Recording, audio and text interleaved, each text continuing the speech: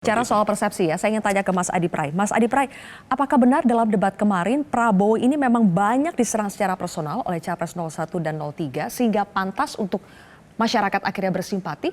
Atau narasi bahwa Pak Prabowo menjadi korban bullying, dizolimi itu adalah narasi untuk menarik simpati karena debatnya tidak berjalan sesuai ekspektasi? Secara prinsip sebenarnya perdebatan soal capres itu justru sengit setelah debat capres itu terjadi. Itu yang baperan. Saya membaca justru tim sukses, tim pendukung, tim pemenangan inilah yang baper sebenarnya. Mencoba untuk mengamplifikasi kira-kira positioning politik yang satu bisa menutup kekurangan saat debat, yang kedua sebagai positioning untuk mendapatkan faedah elektoral. Itu nggak bisa dibantah. Kalau saya hitung rata-rata sebenarnya tak ada yang spesifik bicara tentang personal. Meski harus kita akui ketika ditanya tentang lahannya yang 340 itu tidak ada kaitannya dengan debat soal pertahanan dan keamanan. Tapi pertanyaan soal lahan ini kan pernah disampaikan juga oleh Pak Jokowi kalau tidak salah 2019 yang lalu. Dan itu juga tidak disebut sebagai personal. Yang ingin saya katakan adalah itu bukan personal tapi out of topic sebenarnya. Anies hanya ingin mencoba untuk mengkomparasikan soal tanah yang dimiliki oleh Pak Prabowo dengan tingkat kesejahteraan prajurit yang dianggap 50% tidak punya rumah.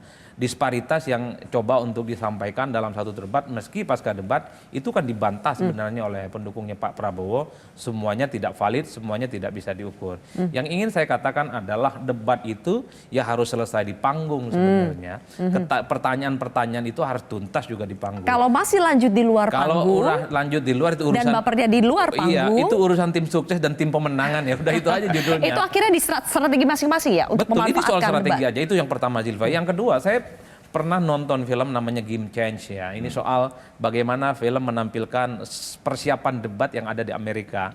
Pemenang debat itu adalah sangat tergantung bagaimana dia mempersiapkan debat. Soal dia menguasai materi, soal isu, tentang data-data termasuk tentang bagaimana apakah dia akan bicara sesuai dengan jeda waktu yang sudah diberikan oleh panitia. Di situ ada pelatihnya. Pelatihnya itu saat latihan debat itu ngebully habis-habisan. Ini yang kemudian akan menentukan apakah seorang kandidat capres dan cawapres sebelum tampil ke publik dia sudah berlatih atau tidak. Kalau selama latihan itu selalu membantah, baperan, nggak mau disajikan data-data yang faktual, maka jangan pernah berharap dia akan memenangkan debat. Di film itu kelihatan siapa yang saat berlatih dia selalu menolak serangan-serangan keras pelatihnya atau dia baper saat debat, dan itu akan kelihatan. Saya nggak mau cerita secara detail karena panjang soalnya itu.